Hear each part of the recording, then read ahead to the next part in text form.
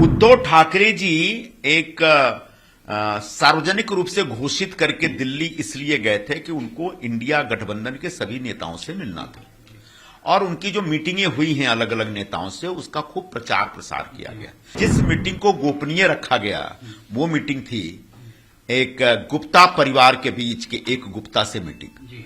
ये गुप्ता परिवार में 3 गुप्ता हैं, एक अजय गुप्ता है, राजेश गुप्ता है, अतुल गुप्ता है। ये तीनों दक्षिण अफ्रीका के बड़े व्यापारी। तीनों ने वहां पर बहुत बड़े घोटाले किए और इस चक्कर में उनको वहां से 2018 में फरार होना पड़ा और 2018 में ही वहां के जो राष्ट्रपति थे जेकब जुमा उनको इनके कारण अपने पद से हटना पड़ा और बाद में उनको पार्टी से भी निकाल दिया गया। क्या संजय राउत के यहां ठहरने के पीछे यही उद्देश्य था कि वो चुपके से गोपनीय तरीके से अजय गुप्ता नाम के एक करप्ट और टेंटेड उद्योगपति से मिले ताकि किसी को पता न चले?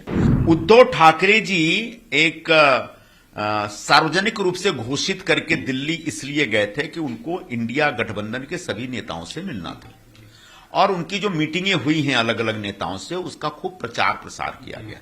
लेकिन जिस मीटिंग को गोपनीय रखा गया वो मीटिंग थी एक गुप्ता परिवार के बीच के एक गुप्ता से मीटिंग। ये गुप्ता परिवार में 3 गुप्ता हैं, एक अजय गुप्ता है, राजेश गुप्ता है, अतुल गुप्ता है। ये तीनों दक्षिण अफ्रीका के बड़े व्यापारी थे और तीनों ने वहां पर बहुत बड़े घोटाले किए और इस चक्कर में उनको वहां से 2018 में फरार होना पड़ा और 2018 में ही वहां के जो राष्ट्रपति थे जेकब जुमा उनको इनके कारण अपने पद से हटना पड़ा और बाद में उनको पार्टी से भी निकाल दिया गया।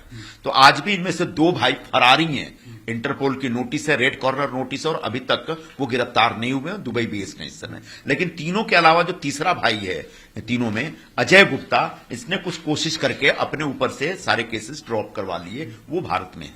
इस अजय गुप्ता के ऊपर भी आरोप ये है कि देहरादून का एक प्रसिद्ध बिल्डर बाबा सहानी, जिनका पूरा नाम सतिंदर सिंह सहानी है, उस सहानी ने हाल के दिनों में सुसाइड किया। 24 मई को इसी साल सुसाइड किया उसने और उस सुसाइड नोट में, उसके सुसाइड के बाद उसके सुसाइड नोट में यह पाया जाता है कि उसने आरोप लगाया है कि अजय गुप्ता और उसके बहनोई अनिल गुप्ता दोनों ने उनको इतना प्रताड़ित किया और उनकी पूरी कंपनी को टेक ओवर करना चाहते हैं जिसकी वजह से उनको सुसाइड करना पड़ा। उत्तराखंड की पुलिस, देहरादून पुलिस ने तत्काल अजय गुप्ता, अनिल गुप्ता को गिरफ्तार किया और वो 11 जुलाई को जमानत पर छूटे। तो ऐसा व्यक्ति जो किसी को आत्महत्या के लिए उकसाता है, जो किसी की कंपनी को टेक ओवर करने के लिए 420 करता है, ऐसे आरोपी से उद्धव ठाकरे जी गुपचुप तरीके से क्यों मिलते हैं, ये सवाल है। क्या उद्धव ठाकरे जी का, जैसा कि महाराष्ट्र को पता है कि इस परिवार के बहुत सारे इन्वेस्टमेंट इंडिया से बाहर हैं, तो क्या इंडिया से बाहर जो अलग अलग देशों में इन्वेस्टमेंट है उसमें साउथ अफ्रीका भी है? क्या साउथ अफ्रीका में आपका कोई इन्वेस्टमेंट है? क्या साउथ अफ्रीका में अगर आपने कोई फाइनेंशियल इन्वेस्टमेंट कर रखा है तो उसमें गुप्ता परिवार की कोई भूमिका थी?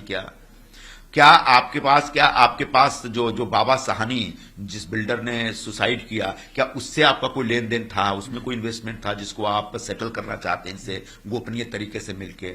या फिर इस गुप्ता जो कि एक आरोपी है, टेंटेड है, दागदार है, जिसकी इमेज ही फ्रॉड की है, इस फ्रॉड से आप मिलकर के चुनाव के लिए चंदा लेना चाहते हैं क्या? क्योंकि अभी हाल के ही दिनों में चुनाव आयोग ने चंदा लेने पर जो उन पर रोक लगा रखी थी वो रोक हटाई है, तो वो चुनाव के लिए चंदा ढूंढ रहे हैं। तो क्या ऐसे आरोपी व्यक्ति से चंदा ले रहे हैं? मैं महाराष्ट्र के लोगों को आगाह करना चाहूंगा कि ये गुप्ता बंधु इतने खतरनाक हैं, जब वो साउथ अफ्रीका गए तो वहां की पूरी सरकार को लूट लिए।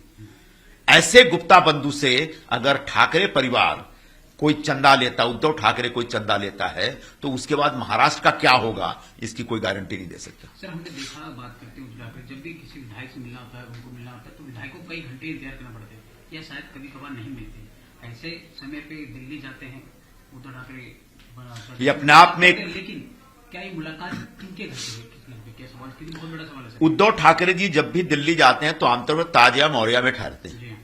पहली बार वो संजय राउत के अपने सांसद के घर पे ठहरे, तो उनका निर्णय है, उस निर्णय को पर हम सवाल नहीं उठा सकते। लेकिन क्या संजय राउत के यहां ठहरने के पीछे यही उद्देश्य था कि वो चुपके से गोपनीय तरीके से अजय गुप्ता नाम के एक करप्ट और टेंटेड उद्योगपति से मिले ताकि किसी को पता न चले? क्योंकि 5 स्टार होटल में अगर मिलते तो सबको पता चल जाता।